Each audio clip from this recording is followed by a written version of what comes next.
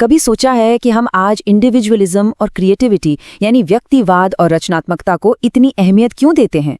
ये आइडियाज हमें ऐसे ही नहीं मिल गए। नहीं, ये सदियों पहले एक बहुत शक्तिशाली पुनर्जन्म की आग से निकले थे। तो चलिए आज उस दौर की कहानी को समझते हैं जिसने हमारी दुनिया को हमेशा हमेशा के लिए बदल दिया। अच्छा, इस दौर का जो सार है ना, उसे समझने के लिए हमें उस वक्त की सोच में आए सबसे बड़े बदलाव को देखना होगा। सदियों से पूरी दुनिया ईश्वर और धर्म के चारों तरफ घूम रही थी, लेकिन अब ऐसा पहली बार हो रहा था कि फोकस भगवान से हटकर इंसान और उसकी अपनी काबिलियत पर आ गया था। ये एक जबरदस्त वैचारिक बदलाव था जिसने आने वाले समय की पूरी नींव ही रख दी। तो इस महान पुनर्जन्म से पहले यूरोप में चल क्या रहा था? असल में जो पुराना मध्ययुगीन ढांचा था ना, वो बिखर रहा था और इसी उथल पुथल ने एक बहुत बड़े बदलाव के लिए जमीन तैयार कर दी थी। देखिए, हो ये रहा था कि ये बदलाव हर लेवल पर महसूस किया जा रहा था। जमीन पर आधारित जो पुरानी सामंती व्यवस्था थी वो कमजोर पड़ रही थी। दूसरी तरफ व्यापार और शहर तेजी से बढ़ रहे थे, जिससे एक नया वर्ग उभर रहा था, नए मौके बन रहे थे और साथ ही नई नई यूनिवर्सिटीज ज्ञान का केंद्र बन रही थीं, जहां नए विचारों को फलने फूलने का पूरा मौका मिल रहा था। लेकिन ये जो पुनर्जन्म या रीबर्थ की हम बात कर रहे हैं, आखिर ये था क्या? और इसने दुनिया को ऐसा कौन सा शक्तिशाली विचार दिया जिसने इतिहास का रुख ही मोड़ कर रख दिया? तो इस दौर को जो फॉर्मल नाम दिया गया वो है रेनेसां। ये एक फ्रेंच शब्द है जिसका मतलब होता है फिर से जन्म लेना। इतिहासकार जैकब बर्खार्ट बताते हैं कि ये सिर्फ पुरानी कला की वापसी नहीं थी, बल्कि ये प्राचीन ग्रीस और रोम की संस्कृति, उनके विज्ञान और उनकी सोच को फिर से जिंदा करने की एक जबरदस्त कोशिश थी। मतलब ये सोचने का एक बिल्कुल नया और हिम्मत वाला तरीका था। और इस पूरी नई सोच के सेंटर में था ये क्रांतिकारी विचार कि हर इंसान अपने आप में खास है और उसके पास तर्क करने और कुछ नया बनाने की बेहिसाब शक्ति है। जरा सोचकर देखिए, मध्य युग में जहां समूह और समुदाय की पहचान ही सब कुछ थी, वहां ये विचार किसी क्रांति से कम नहीं था। और इसी क्रांतिकारी सोच से निकला एक नया आइडियल, पुनर्जागरण मानव का आइडियल। ये इस बात का सिंबल था कि एक अकेला इंसान अपनी प्रतिभा से क्या कुछ हासिल कर सकता है। और मजे की बात ये थी कि इस आइडियल इंसान को सिर्फ एक चीज में माहिर नहीं होना था। नहीं, उसे एक ही वक्त में एक स्कॉलर, एक काबिल डिप्लोमैट, धर्म का ज्ञानी और एक महान कलाकार सब कुछ होना था। ये इंसान की असीम क्षमताओं का एक तरह से जश्न था। और जब भी हम इस आइडियल की बात करते हैं ना, तो बस एक ही नाम दिमाग में आता है, लियोनार्डो दा विंची। वो सिर्फ मोनालिसा बनाने वाले पेंटर नहीं थे, बल्कि एक शानदार वैज्ञानिक, आविष्कारक, म्यूजिशियन और इंजीनियर भी थे। सोचिए, उन्होंने उड़ने वाली मशीनों के डिजाइन बनाए, इंसान के शरीर की चीर-फाड़ करके उसका अध्ययन किया। वो सचमुच में पुनर्जागरण मानव के सबसे बड़े प्रतीक थे। ठीक है, एक कमाल का आइडिया तो था, लेकिन सवाल ये है कि ये पूरे के पूरे महाद्वीप में फैला कैसे? आखिर वो कौन सी ताकतें थीं, वो कौन से इंजन थे जिन्होंने इस वैचारिक आग को और हवा दी और इसे एक विशाल आंदोलन बना दिया? इस बदलाव की कहानी ना कुछ खास घटनाओं में छिपी है। 14वीं सदी में सामंती व्यवस्था की पकड़ ढीली पड़ने लगी। सिल्क रूट के फिर से खुलने से व्यापार में जबरदस्त तेजी आई। और फिर 1453 में एक बहुत बड़ी घटना हुई, कॉन्स्टेंटिनोपल का पतन। इस वजह से वहां के ग्रीक विद्वान अपना ज्ञान और पुरानी किताबें लेकर पश्चिम की तरफ, खासकर इटली भागे, जहां इस नए दौर की आग सबसे पहले भड़की थी। तो इन सारी पेचीदा वजहों को ना हम 3 मेन हिस्सों में बांट सकते हैं। पहला, पुरानी सामंती शक्तियों का पतन हो रहा था। दूसरा, उनकी जगह व्यापारी और बैंकर्स जैसे नए अमीर वर्ग ले रहे थे। और तीसरा, जो शायद सबसे जरूरी था, पूर्व और पश्चिम के बीच आइडियाज का एक जबरदस्त एक्सचेंज हो रहा था। ये जो सोशल चेंज था वो बहुत बड़ा था। मतलब अब पावर का बेस जमीन नहीं रही, बल्कि पैसा और बिजनेस बन गया। समाज के जो मेन प्लेयर्स थे वो अब जागीरदार या सामंत नहीं, बल्कि व्यापारी, बैंकर्स और ट्रेडर्स थे। और सत्ता के जो केंद्र थे वो गांव देहात से निकलकर फ्लोरेंस और वेनिस जैसे आज़ाद और अमीर शहरों में बस गए थे। अब ये जो आइडियाज का एक्सचेंज हो रहा था, इसके पीछे भी कुछ बड़ी वजहें थीं। धर्म युद्धों ने सदियों बाद पूर्व और पश्चिम को एक दूसरे के करीब ला दिया था। बिजांटीन और इस्लामी दुनिया के साथ व्यापार ने इटली के बंदरगाहों को फिर से जिंदा कर दिया था। और जैसा हमने देखा, कॉन्स्टेंटिनोपल के पतन ने तो जैसे पुराने ज्ञान की एक सुनामी ही यूरोप की ओर भेज दी। ठीक है, ये सब तो सदियों पहले हुआ, लेकिन सवाल ये है कि इसका आज हम पर क्या असर है। सच तो ये है कि इन बदलावों ने उस मॉडर्न दुनिया की नींव रखी जिसमें हम आज जी रही हैं, और इसका असर हमारी सोच से कहीं ज्यादा गहरा है। इसका सबसे बड़ा और सबसे टिकाऊ असर था सोच में आई क्रांति। पुनर्जागरण से पहले चर्च का अधिकार ही सबसे ऊपर था, उस पर कोई सवाल नहीं उठा सकता था। लेकिन इसके बाद व्यक्ति की अपनी सोच और तर्क करने की शक्ति को अहमियत दी जाने लगी। यहीं से व्यक्तिवाद के उस विचार का जन्म हुआ जो आज हमारी दुनिया का केंद्र बना हुआ है। इसकी जो विरासत है ना, वो बहुत गहरी और दूर तक फैली हुई है। इसने समानता और आज़ादी जैसे मॉडर्न आइडियाज़ के बीज बोए। इसने सदियों पुराने अंधविश्वासों और कट्टर रीति रिवाजों पर सवालिया निशान लगाए। इसी दौर ने आधुनिक राष्ट्र राज्यों के बनने का रास्ता साफ किया और यूरोप के सामाजिक, राजनीतिक और आर्थिक जीवन को हमेशा के लिए बदल कर रख दिया। देखिए, जो मानवतावादी थे, जिन्हें हम ह्यूमनिस्ट्स कहते हैं, वो अपने समय को पिछले युग से बिल्कुल अलग नजर से देखते थे। उनके लिए मध्य युग एक अंधकार युग था, एक डार्क एज, और 15वीं सदी से जो नया जमाना शुरू हुआ वो एक नई सुबह जैसा था। मतलब ये सिर्फ एक मामूली बदलाव नहीं था, ये तो एक तरह का पुनर्जन्म था। तो इस पूरे पुनर्जन्म की जो शुरुआत हुई ना, वो हुई पहली ज्वाला से, विचारों की एक क्रांति। और इस क्रांति को हम जानते हैं मानवतावाद या ह्यूमनिज्म के नाम से। यही वो वैचारिक चिंगारी थी जिसने सब कुछ शुरू किया। तो सवाल उठता है कि ये मानवतावाद, ये ह्यूमैनिटिज्म आखिर है क्या? देखिए, ये एक ऐसी सोच है, एक ऐसा फलसफा है जो भगवान या दूसरी दुनिया की बजाय सीधे सीधे इंसानों पर फोकस करता है, उनकी काबिलियत पर, उनके तर्क करने की शक्ति पर और उनके सम्मान पर। और बस इसी एक सोच ने सब कुछ बदल कर रख दिया। फ्रांसिस्को पेट्रार्क, जिन्हें मानवतावाद का पिता भी कहा जाता है, उन्होंने इस आइडिया को बहुत आगे बढ़ाया कि इंसान अपने आप में बहुत महत्वपूर्ण है। तो पूरा का पूरा जो फोकस था ना, वो अब स्वर्ग से हटकर जमीन पर यानी इंसानों पर आ गया। अच्छा, इस बदलाव से पहले क्या था? मध्य युग में आप कोई भी कला देखिए, उसका सेंटर पॉइंट धर्म होता था। ज्यादातर पेंटिंग्स और मूर्तियां आपको बाइबल की कहानियों या फिर संतों की ही मिलेंगी। लेकिन फिर आया एक बहुत बड़ा मोड़। जियोटो जैसे कलाकारों ने ऐसी पेंटिंग्स बनानी शुरू की मानो उनमें जान हो, असली इमोशंस हो। उधर दांते ने अपनी मशहूर द डिवाइन कॉमेडी में धार्मिक कहानी को एक इंसानी नजरिए से पेश किया। तो अब कला सिर्फ भगवान की नहीं रही, वो इंसानों की भी बन गई थी। और देखिए, जब सोच बदलती है तो शिक्षा कैसे पीछे रह सकती है। एक नया फील्ड बना, ह्यूमैनिटीज। इसमें ग्रामर, पोएट्री, हिस्ट्री जैसे सब्जेक्ट्स पढ़ाए जाने लगे। जियोवानी बोकासियो जैसे लेखकों और पडुआ जैसी यूनिवर्सिटीज ने इस नई तरह की शिक्षा को खूब बढ़ावा दिया। अब देखिए, एक आइडिया कितना भी अच्छा क्यों ना हो, उसे फलने फूलने के लिए एक सही माहौल, एक सही जगह तो चाहिए ही, है ना?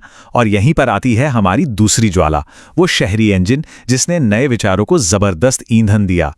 उस समय इटली का सीन थोड़ा अलग था। वो कई छोटे छोटे राज्यों में बटा था और उसके जो बंदरगाह थे वो फिर से जिंदा हो रहे थे। व्यापार फल फूल रहा था। इन शहरों में एक नई अर्बन कल्चर बनी। यहाँ किताबें आसानी से मिल जाती थीं। लोगों में अपने इतिहास को लेकर एक नई दिलचस्पी पैदा हुई और धर्म भी अब सिर्फ चर्च की बात न रहकर लोगों की पर्सनल चॉइस बनता जा रहा था। तो ठीक है, हमारे पास एक नया आइडिया है और उसे पनपने के लिए शहर भी हैं। लेकिन अब इन आइडियाज को फैलाएंगे कैसे? इन्हें एक जगह से दूसरी जगह तेजी से पहुंचाने के लिए भी तो कुछ चाहिए था। और यहीं एंट्री होती है हमारी तीसरी ज्वाला की, सूचना का विस्फोट। और इस पूरे धमाके के सेंटर में थी एक मशीन, एक ऐसी मशीन जिसने सच में दुनिया बदल दी, प्रिंटिंग प्रेस। इसका असर रेवोल्यूशनरी था, मतलब बिल्कुल क्रांतिकारी। साल था 1455 जब जोहान्स गुटेनबर्ग ने ये कमाल कर दिखाया। और सोचिए, बस कुछ ही सालों में 1477 तक कैक्सटन के जरिए टेक्नोलॉजी पूरे यूरोप में फैल चुकी थी। ये असल में इंफॉर्मेशन एज की शुरुआत थी। तो सबसे पहला और सबसे बड़ा फायदा क्या हुआ? किताबें सस्ती हो गईं, बहुत ज्यादा सस्ती। अब तक किताबें हाथ से लिखी जाती थीं, जो बहुत महंगी होती थीं। लेकिन अब छपी हुई किताबें हर किसी की पहुंच में आने लगीं। और जब किताबें सस्ती होती हैं तो जाहिर है वो ज्यादा लोगों तक पहुंचती हैं। इसका सीधा मतलब था कि अब पढ़ाई लिखाई यानी एजुकेशन कुछ गिने चुने लोगों तक ही सीमित नहीं रही, ये आम लोगों तक फैलने लगी। तो किताबें फैली, शिक्षा फैली और इनके साथ साथ नए आइडियाज भी समझ लीजिए रॉकेट की स्पीड से फैलने लगे।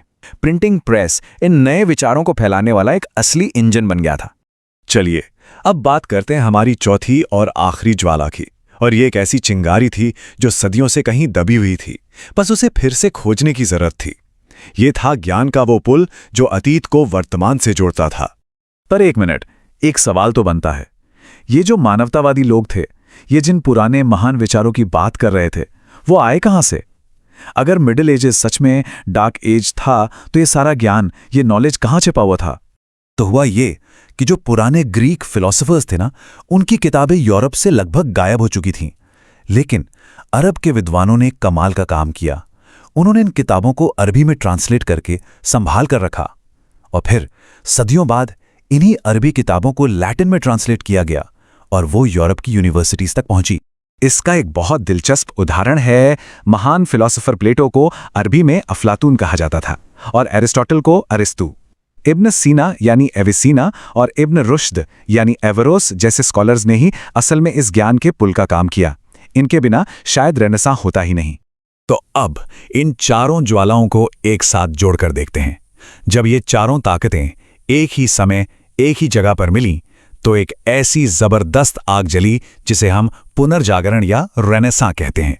और इसी आग ने हमारी आज की मॉडर्न दुनिया की नींव रखी। तो एक बार फिर से देखें, हमारे पास क्या क्या था?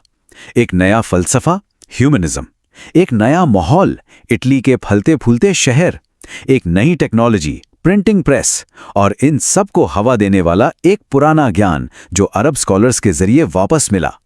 और जब ये चार चीजें एक साथ आईं तो इन्होंने उस रेनेसां माइंड को जन्म दिया जिसने साइंस, आर्ट, पॉलिटिक्स, मतलब हमारे सोचने का पूरा तरीका ही बदल डाला। सच तो यह है कि आज हम जिस मॉडर्न दुनिया में जी रहे हैं उसकी नींव उसी दौर में रखी गई थी। और देखिए, ये कोई छोटा मोटा बदलाव नहीं था, ये तो पूरी सोच को ही आप कह सकते हैं जड़ से बदलने जैसा था। सोचिए, एक तरफ थी वो पुरानी दुनिया जो डर और अंधविश्वास पर चलती थी, जहां हर सवाल का जवाब बस पुरानी कहानियों में ढूंढा जाता था। और फिर दूसरी तरफ एक नई दुनिया उभर रही थी, एक ऐसी दुनिया जो सवालों पर, सबूतों पर और जो अपनी आंखों से दिखता है उस पर टिकी। तो इस जबरदस्त बदलाव के पीछे की जो असली ताकत थी ना, वो थी तर्कवाद या रैशनलिज्म। मतलब इसका मतलब बहुत सीधा सा था, अब किसी बात पर सिर्फ इसलिए यकीन मत करो क्योंकि वो सदियों से कही जा रही है, नहीं, बल्कि इसलिए यकीन करो क्योंकि उसे सच मानने के लिए आपके पास कोई तर्क है, कोई सबूत है। और बस यही वो चिंगारी थी जिसने एक पूरे नए युग को रोशन कर दिया। तो सोचने का ये जो नया तरीका था, ये असल में दुनिया में कैसा दिख रहा था? चलिए सबसे पहले चलते हैं कला की दुनिया में और देखते हैं कि वहां क्या कुछ हो रहा था।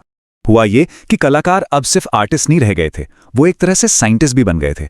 वो लोग इंसानी शरीर को समझने के लिए एनाटॉमी यानी शरीर रचना पढ़ रहे थे। क्यों? ताकि उनके बनाए किरदार सिर्फ पत्थर या रंग ना लगे, बल्कि ऐसा लगे कि वो सांस ले रहे हैं, जिंदा हैं। अपनी पेंटिंग्स को एकदम असली जैसा दिखाने के लिए वो ज्योमेट्री और पर्सपेक्टिव का इस्तेमाल कर रहे थे, ताकि एक फ्लैट कैनवस पर भी गहराई और दूरी का एहसास हो। तो अब कला सिर्फ कल्पना का खेल नहीं थी, वो एक खोज बन चुकी। और सोचने का ये जो नया तरीका था ना, वो सिर्फ आर्ट की दुनिया तक ही नहीं रुका। तर्क और ऑब्जर्वेशन के यही सिद्धांत जब साइंस की दुनिया में पहुंचे तो वहां एक ऐसी क्रांति हुई जिसे आज हम सब साइंटिफिक रेवोल्यूशन के नाम से जानते हैं। इस क्रांति का जो मूल विचार था वो बहुत ही सरल था कि सच्चा ज्ञान पुरानी किताबों पर आंखें बंद करके भरोसा करने से नहीं, बल्कि प्रकृति को, कुदरत को गौर से देखने और उसे समझने से मिलता है। तो अब साइंटिस्ट सीधे दुनिया को देख रहे थे, एक्सपेरिमेंट्स कर रहे थे और ब्रह्मांड के राज खोलने की कोशिश में लगे थे। और इस सोच ने तो जैसे कमाल ही कर दिया। देखिए कैसे। पहले कोपरनिकस आए, जिन्होंने उस समय की सबसे बड़ी धारणा को चुनौती दी और कहा कि भाई पृथ्वी नहीं बल्कि सूरज हमारे सौरमंडल का केंद्र है। फिर आए गैलीलियो, जिन्होंने अपनी दूरबीन से आसमान में देखा और इस बात का जीता जागता सबूत दुनिया के सामने रख दिया। उनके बाद केपलर ने ग्रहों की चाल के पीछे की पूरी मैथ समझाई और आखिर में न्यूटन ने गुरुत्वाकर्षण के सिद्धांत से इन सभी खोजों को एक ही धागे में पिरो दिया। मतलब हर किसी ने एक दूसरे के काम को आगे बढ़ाया और ब्रह्मांड को लेकर हमारी समझ को हमेशा के लिए बदल डाला। अब हम कहानी के उस पॉइंट पर आते हैं जहां आर्ट और साइंस की ये दोनों नदियां एक होकर बहने लगती हैं। ये वो दौर था जब एक महान कलाकार और एक महान वैज्ञानिक एक ही इंसान हो सकता था, और अक्सर होता भी था। इसकी नींव रखी डोनाटेलो जैसे कलाकारों और वेसालियस जैसे वैज्ञानिकों ने। अब डोनाटेलो वो अपनी मूर्तियों को इतना जिंदा बनाना चाहते थे कि वो असली लगे, और इसके लिए उन्हें शरीर की बनावट की गहरी समझ चाहिए थी।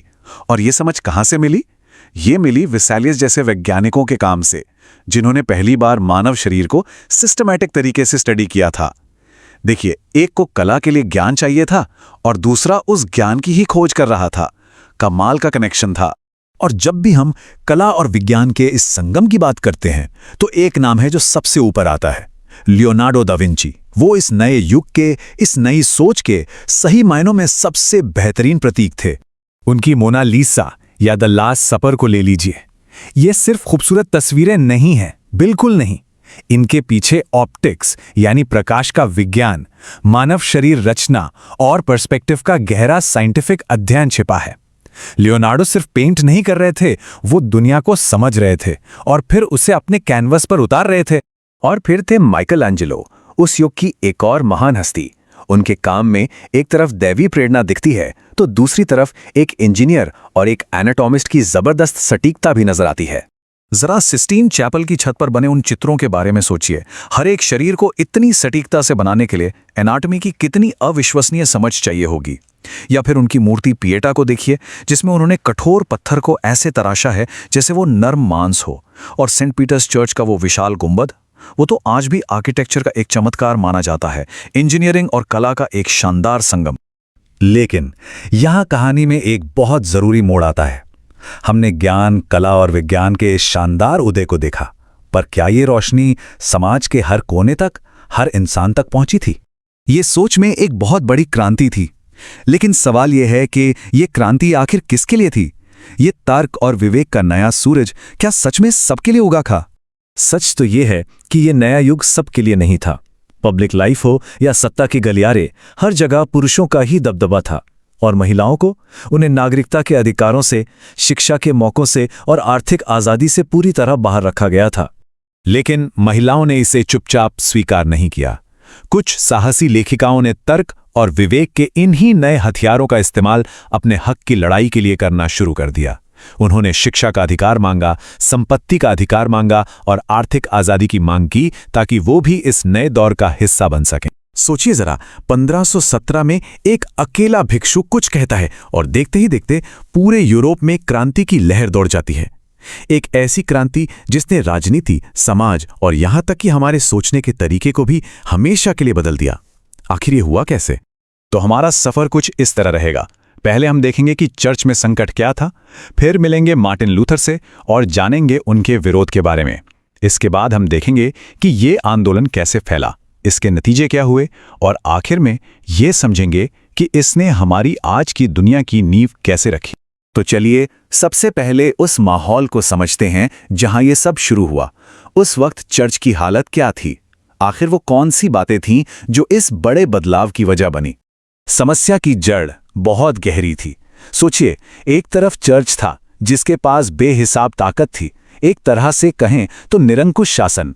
दूसरी तरफ भ्रष्टाचार हर जगह फैला हुआ था और सबसे बढ़कर पाप मोचन पत्रों की बिक्री हो रही थी, मतलब पैसे देकर पापों से मुक्ति पाने का दावा। अब सवाल उठता है कि ये पापमोचन पत्र या इंडल्जेंस थे क्या? देखिए, ये एक तरह का सर्टिफिकेट था। चर्च का कहना था कि अगर आप दान देंगे तो आपको ये पत्र मिलेगा और आपके पापों की सजा कम हो जाएगी। बस यही वो चिंगारी थी जिसने एक बहुत बड़ी आग को भड़का दिया। और यही कहानी में एंट्री होती है हमारे नायक की। एक ऐसा जर्मन भिक्षु जिसमें इतनी हिम्मत थी कि उसने उस समय की सबसे बड़ी ताकत को चुनौती दे डाली। ये थे मार्टिन लूथर, सिर्फ एक भिक्षु नहीं बल्कि एक पढ़े लिखे विद्वान जो चर्च के अंदर चल रहे भ्रष्टाचार को देख देख कर परेशान हो चुके थे। उन्हें साफ दिख रहा था कि चर्च अपने असली रास्ते से भटक गया है और उन्होंने तय किया कि अब चुप नहीं रहना है। लूथर का विचार बहुत सीधा लेकिन जबरदस्त था। उन्होंने कहा, मोक्ष पाने के लिए किसी पुजारी या दान की जरूरत नहीं है, इसके लिए सिर्फ सच्ची आस्था ही काफी है। ये एक लाइन चर्च की सदियों पुरानी सत्ता की नींव हिलाने के लिए काफी थी। और फिर वो दिन आया जिसने इतिहास बदल दिया। साल था 1517। लूथर ने अपने 95 तर्क, जिन्हें 95 थीसिस भी कहते हैं, विटनबर्ग के चर्च के दरवाजे पर लगा दिए। ये पापों की खरीद फरोख्त के खिलाफ एक खुला ऐलान जंग था और यहीं से धर्म सुधार आंदोलन की औपचारिक शुरुआत मानी जाती है। लेकिन कमाल की बात यह है कि एक अकेले इंसान का विरोध देखते ही देखते पूरे महाद्वीप की आवाज बन गया। ये विचार इतनी तेजी से फैले कैसे? आखिर इन आइडियाज में ऐसी क्या ताकत थी? देखिए, फर्क बिल्कुल साफ था। एक तरफ कैथोलिक चर्च कहता था कि सबसे बड़ी अथॉरिटी पोप हैं, दूसरी तरफ प्रोटेस्टेंट विचारों का कहना था कि नहीं, असली अधिकार सिर्फ बाइबल के पास है।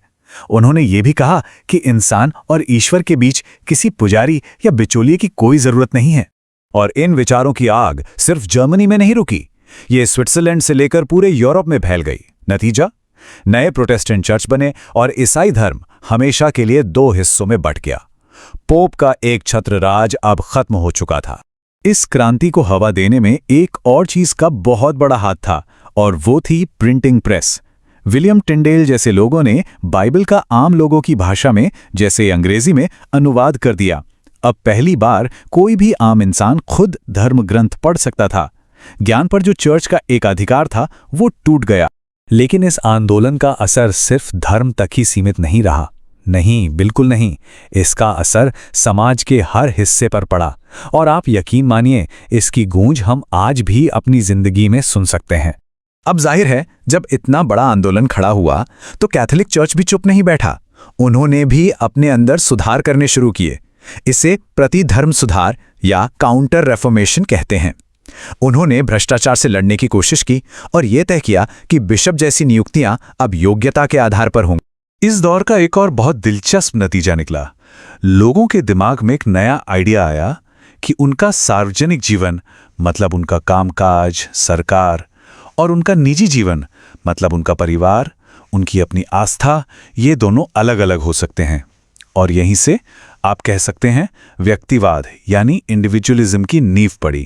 तो चलिए अब उन धागों को जोड़ते हैं जो सदियों पुरानी इन घटनाओं को हमारी आज की दुनिया से जोड़ते हैं। इस आंदोलन ने लोगों को समानता और अपने अधिकारों के बारे में सोचना सिखाया, और यही विचार, यही आइडियाज आगे चलकर आधुनिक लोकतंत्र की नींव बने। चाहे वो अमेरिकी क्रांति हो या फ्रांसीसी क्रांति, प्रेरणा कहीं ना कहीं यहीं से मिली थी। जैसे ही पूरे यूरोप पर एक चर्च का कंट्रोल खत्म हुआ तो क्या हुआ? अलग अलग इलाकों की अपनी पहचान, अपनी भाषाएं मजबूत होने लगी, और इसी से राष्ट्रवाद और आज के आधुनिक देशों का कॉन्सेप्ट पैदा हुआ। ये याद रखना भी जरूरी है कि धर्म सुधार आंदोलन अकेले नहीं हुआ था। ये उस दौर का हिस्सा था जब बड़े बड़े बदलाव हो रहे थे। पुनर्जागरण शुरू हो चुका था, प्रिंटिंग प्रेस का आविष्कार हो चुका था, और वैज्ञानिक क्रांति बस दस्तक दे रही थी। इन सब ने मिलकर इतिहास का रुख ही मोड़ दिया। और जैसा कि ये एनसीईआरटी नोट्स हमें बताते हैं, यही इसका सार है। पुनर्जागरण और धर्म सुधार, इन दोनों ने मिलकर एक नई दुनिया की नींव रखी। एक ऐसी दुनिया जो व्यक्तिवाद, तर्क और समानता के विचारों पर बनी थी। और जिन स्टडी नोट्स के आधार पर हमने ये पूरी चर्चा की, उनका समापन भी एक सीधे संदेश के साथ होता है। संदेश ये है कि अगर ये चेंजिंग कल्चरल ट्रेडिशंस पर बने एनसीईआरटी नोट्स आपको काम के लगे हों तो इन्हें लाइक करें, शेयर करें और ई पाठशाला यूट्यूब चैनल को सब्सक्राइब करें। ये नोट्स उन सभी विद्यार्थियों के लिए बहुत फायदेमंद हैं जो क्लास 11 हिस्ट्री को कॉन्सेप्ट, आंसर राइटिंग और एग्जाम तीनों नजरियों से समझना चाहते हैं। याद रखिए, आपकी एक शेयर किसी और स्टूडेंट की पढ़ाई को बहुत आसान बना सकती है।